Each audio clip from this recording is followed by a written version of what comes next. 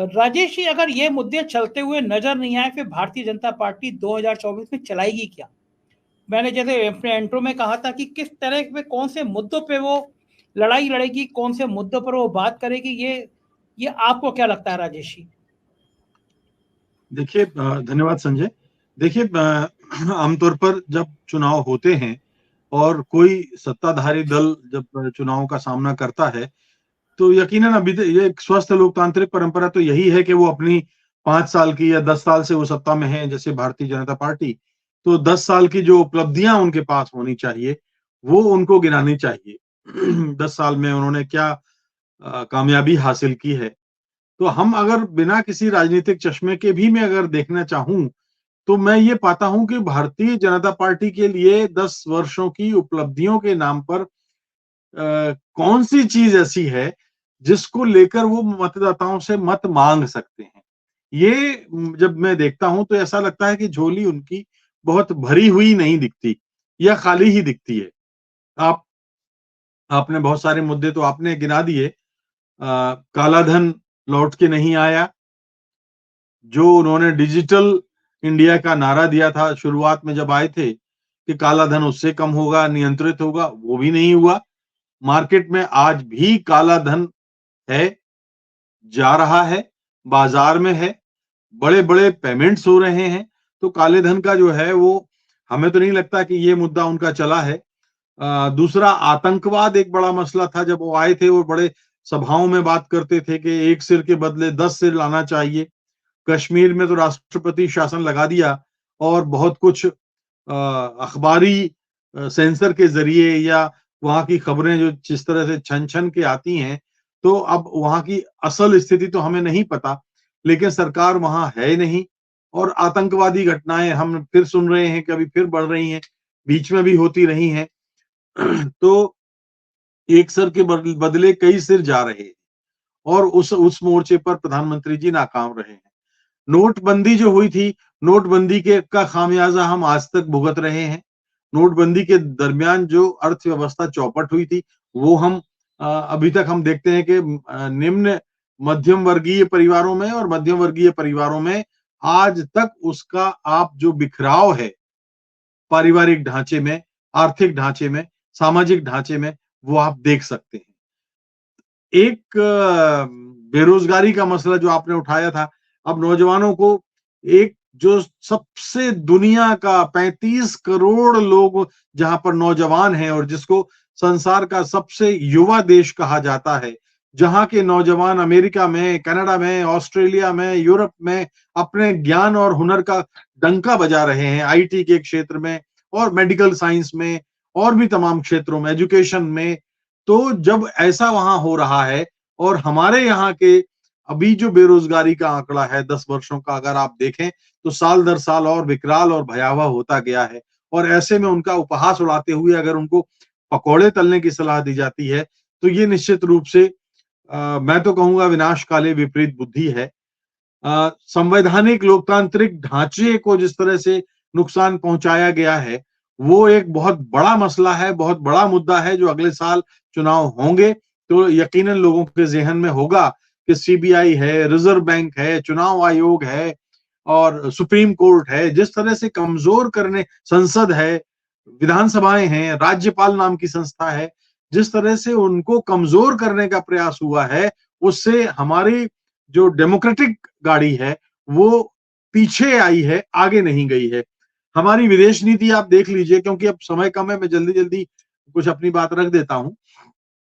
विदेश नीति में आप देख लीजिए, चीन और पाकिस्तान तो चलिए मान लीजिए कि हमारे बस में नहीं है, हमारे काबू में नहीं है, वो हमारे मित्र देश नहीं है। लेकिन आप बाकी देशों में आप देखिए आपके संबंध कैसे चल रहे हैं।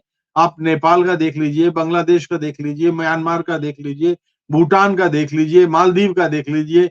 मतलब ऐसे ऐसे देश आपको आंखें दिखा रहे हैं जिनका कभी कुछ मतलब अभी तक भारत जिनके लिए बड़ा सहयोगी पार्टनर के रूप में, बड़े पार्टनर के रूप में उनके साथ होता था, अब वो छिटकने लगे हैं, बिदकने लगे हैं। तो विदेश नीति के मामले पे आप बड़े अजीबोगरीब आपने स्थितियां पैदा कर दी। जब जब आप जाते हैं और अमेरिका में ट्रंप का प्रचार करने आते हैं, क्या भारतीय लोकतंत्र में किसी दूसरे देश के लोकतंत्र में जाकर प्रचार करने का कोई अच्छा एक गरिमापूर्ण उदाहरण आप समझ रहे हैं कि पेश किया गया है?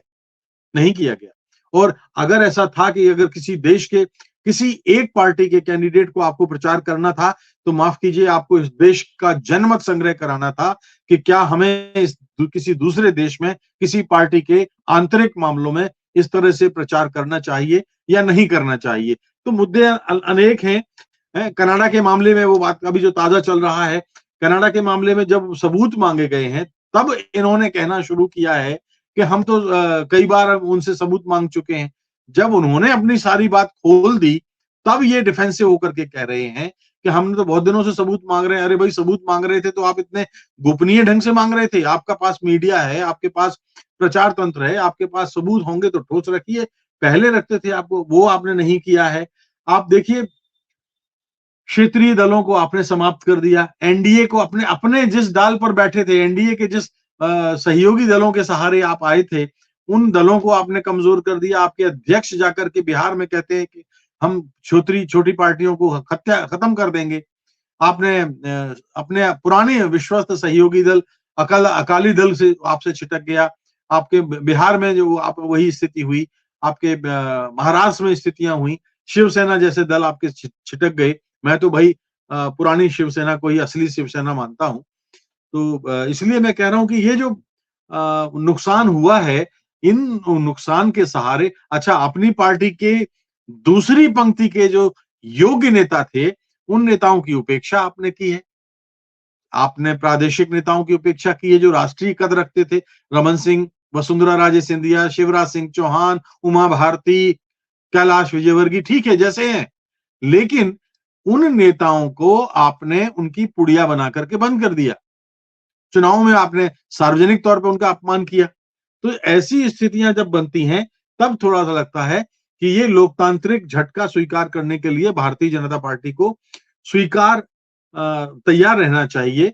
विधानसभाओं के लोग चुनाव आमतौर पर हमने देखा है कि राज्य सरकारों और राज्य सरकार के विधायकों के चेहरों पर लड़े जाते हैं। यहाँ राष्ट्रीय चुनाव वो ले आए, राष्ट्रीय मसले ले आए। तो राष्ट्रीय मसले लाने से क्या हुआ कि जो उनकी राज्यों में उनकी सरकारें चल रही हैं, भारतीय जनता पार्टी की जो सरकारें चल रही हैं, वो खुद भी आप देखिए कि उनकी कमजोरियां छिप गई। और अब जो जिन मसलों पर चुनाव लड़ रहे हैं, तो वो खुद उनकी अपनी नाकामियों पर चुनाव लड़ा जा रहा है। यानी वो जिस डाल पर बैठे हैं, उसी डाल को काट रहे हैं। जी संजय। राजेश सर, जो श्रीवर सर ने कहा कि ये हमारी बातचीत 2024 तक है, मुझे तो लग रहा है उससे भी पहले है, क्योंकि ये कानून आने वाला हो सकता है सत्र में भी आ जाए, जिसमें यूट्यूबर्स को भी कुछ उनके ऊपर नियम कायदे लगाने की बात चल रही है। मैं कल ही न्यूज में देख रहा था कि जो यूट्यूबर्स हैं उनके ऊपर भी कुछ नियम कायदे लगाए जाएंगे। मतलब हम जो बहस कर रहे हैं इसको भी शायद पहले सरकार से पूछना होगा। क्या लग रहा है, सेंसरशिप पहले लागू हो जाएगी, बाद में होगी?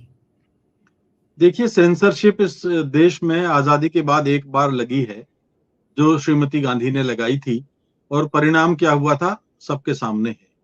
और अब जो ये बात कही जा रही है, तो सेंसरशिप की कोशिश ना भी लगाएं तो भी जिस तरह से वो प्रयास करते हैं, जब तब हम देखते रहते हैं कि उनकी तरफ से होते हैं, लेकिन इनका कुछ असर होने वाला है नहीं। देखिए क्या होता है उसमें, तो फिर वो जो मुझे वही याद आता है कि ताला लगा के आप हमारी जबान को कैदी न रख सकेंगे ज़ेहन की उड़ान को। तो मुझे नहीं लगता कि इस तरह का कोई अब इस चुनाव के ठीक 6 महीने पहले कोई ऐसा सत्यानाशी आत्मघाती कदम भारतीय जनता पार्टी उठाएगी। वैसे वो काफी हद तक मीडिया को बांट चुके हैं, वर्गीकृत हम देखें तो वर्टिकल डिवीजन हो चुका है। तो एक बात तो ये है। दूसरी बात जो अभी आपने कही थी, जो मैंने अपने पहले कथन में जिसकी ओर नहीं छुआ था, मैं चाहता था कि मैं इस बार बोलूंगा, जो आपने एक धार्मिक उन्माद और सांप्रदायिकता के सहारे भारतीय जनता पार्टी के चुनाव अभियान में हावी होने और जीतने का प्रयास करने का जो आपने इशारा किया है, बेशक उत्तर प्रदेश में वो कामयाब रहे हैं, लेकिन अगर आप देखें तो राम के सहारे अगर वो ऐसे होते तो फिर तो 1991 के बाद कोई चुनाव उनको हारना नहीं चाहिए थे। 1990 में 91 में जब ये अयोध्या कांड हुआ, तो 91 में लोकसभा के चुनाव हुए और नरसिंह राव मुख्यमंत्री बने, प्रधानमंत्री बने। 1996 में भी जब चुनाव हुआ तब भी बीजेपी को बहुमत नहीं मिला। इसी बीच में 93 में जो जब चुनाव हुए थे तो मध्य प्रदेश में बहुमत नहीं मिला था, कांग्रेस की सरकार आई थी। तो ये मुझे नहीं लगता कि बहुत ज्यादा असर सांप्रदायिक आधार पर होता है। कोशिश करते रहें, थोड़ा सा महिलाओं के वोट बढ़ जाते हैं, क्योंकि महिलाएं धार्मिक आधार पर कहीं ज्यादा आस्तिक और अपनी भावना के आधार पर मेरा मानना है कि ये फैसला करती हैं वोट देने का। लेकिन आप देख लीजिए कि 96 फिर 99 में आए, तो 99 में उनको फिर राम मंदिर और हिंदू मुस्लिम के आधार पर अगर आना चाहिए था, तो 5 साल में अटल बिहारी वाजपेयी की सरकार चली गई। अब मोदी जी और अटल बिहारी वाजपेयी के कद में तो जमीन आसमान का फर्क है। अटल बिहारी वाजपेयी ने 27, 28, 29 दलों को साथ में लेके जैसे तैसे सरकार चलाई थी, लेकिन उसके बाद उतर गई। तो अगर ऐसा कोई चलता फॉर्मूला तो क्या उस समय नहीं चलता? तो मैं ये अच्छा, तीसरी बात, अब इसके बाद जब वो आते हैं कि 10 साल जब मोदी जी आए और 10 वर्षों की जो भारतीय जनता पार्टी है, अगर ये कार्ड चलता संजय जी, तो देखिए 15-16 राज्य हैं जहां भारतीय जनता पार्टी हारी है, और वो नॉर्थ में भी है, साउथ में भी है, ईस्ट में भी है, वेस्ट में भी है। महाराष्ट्र में हारे हैं, दिल्ली में हारे हैं जहां वो खुद बैठे हैं, 3 बार हारे हैं। आप देखिए पंजाब में हारे हैं, हिमाचल में हारे हैं, मध्य प्रदेश, छत्तीसगढ़ और राजस्थान में तो हारे ही थे 2018 में जब राहुल गांधी अध्यक्ष थे। उसके बाद कर्नाटक में हारे हैं, बंगाल में हारे हैं, महाराष्ट्र में हारे हैं, तेलंगाना में हारे हैं, बिहार में हारे हैं, केरल, तमिलनाडु, उड़ीसा तो चलिए वहां पे भी मतलब उनका कोई अस्तित्व है ही नहीं, और इस बार भी यही नतीजे आने वाले हैं। अगर इतना बड़ा ट्रम्प कार्ड होता है, ये धर्म की जो अफीम चटाते हैं या कोई सांप्रदायिक आधार लेते हैं या राम मंदिर का कोई सहारा लेते हैं, ये बिल्कुल ठीक बात अभी आपने कही थी कि ये राम मंदिर तो कोर्ट के फैसले से बना है, उनका उसमें योगदान है क्या? और बिल्कुल वो कहते थे कि हाँ अदालत के जरिए बनेगा, अदालत का फैसला है ये। तो कहने का अच्छा, कश्मीर में राष्ट्रपति शासन है तो कश्मीर को आप गिन नहीं सकते, वहां तो स्थितियां ऐसी हो गई हैं।